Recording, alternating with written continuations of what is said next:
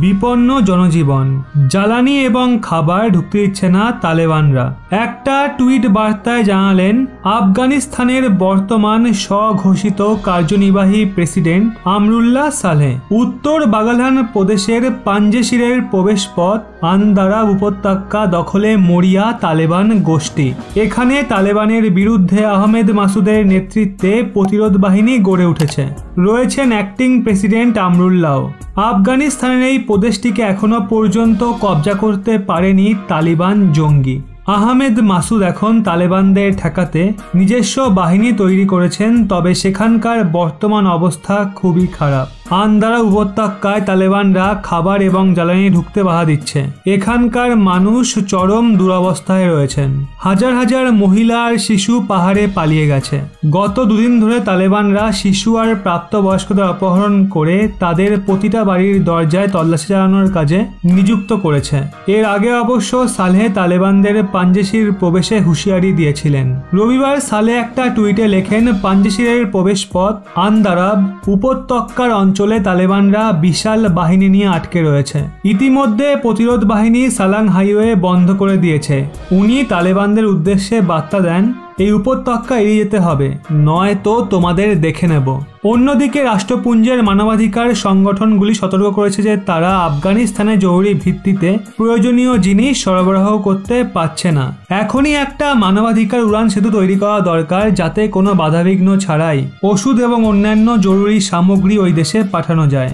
WHO অর্থাৎ world health অর্গানাইজেশনের আঞ্চলিক অধিকর্তা রিচার্ড ব্রেন্নানও একই কথা জানিয়েছেন যে 500 টন ওষুধ সামগ্রী এই সপ্তাহে আফগানিস্তানে পাঠানোর কথা ছিল, কিন্তু সেটা সম্ভব হয়ে উঠছে না।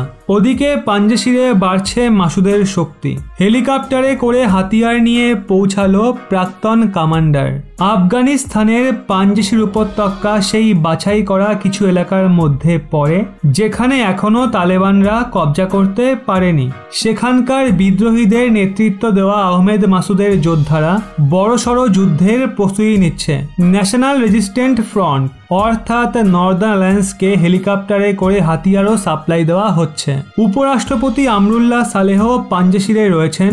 মাসুদ জানিয়েছেন যে তারা যুদ্ধের প্রস্তুতি নিচ্ছে, কিন্তু যদি সমাধানের জন্য কথাবার্তা চালানো হয় তাহলে সে প্রস্তুত।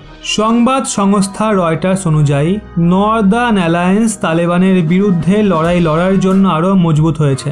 আফগানি সেনার প্রাক্তন কমান্ডার পাঞ্জেশিরে পৌঁছে আহমেদ মাসুদের সঙ্গে হাত মিলিয়েছে। ওই অবসরপ্রাপ্ত কমান্ডার হেলিকপ্টারে করে নিজের সঙ্গী আর প্রচুর হাতিয়ারও নিয়ে পৌঁছেছেন পাঞ্জেশিরে।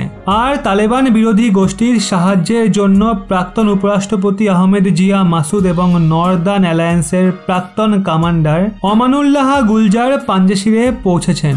ওনাদের সঙ্গে আফগানিস্তানের প্রাক্তন কিছু সৈন্যও রয়েছে। রয়টার্স অনুযায়ী আহমেদ জিয়া মাসুদ আর আমানুল্লাহ গুলজার নিজের সঙ্গীদের সঙ্গে করে তাজিকিস্তানের রাস্তা দিয়ে পাঞ্জেশিরে পৌঁছেছেন, আর তাজিকিস্তান থেকে হেলিকপ্টারের মাধ্যমে হাতিয়ার আনা হয়েছে।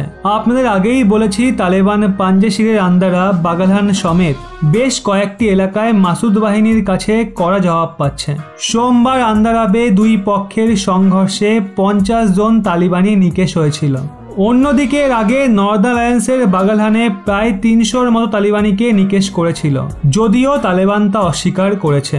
রেজিস্ট্যান্স ফ্রন্টের মুখপাত্র আলী মৌসাম নাজারি সংবাদ সংস্থা AFP-কে জানিয়েছেন যে তালেবানদের বিরুদ্ধে 9000 জওয়ানের ফৌজ তৈরি করা হয়েছে। ওই ফৌজকে লাগাতার ট্রেনিং দেওয়া হচ্ছে। আমাদের কাছে হাতিয়ার আর গাড়ি রয়েছে, নাজারি জানিয়েছেন। ওনারা সরকার চালানোর জন্য নতুন ব্যবস্থা চায়, আর এর জন্য কথাবার্তা বলতেও রাজি তারা, কিন্তু দরকার পড়লে ওনারা যুদ্ধ থেকে পিছু হটবেন না।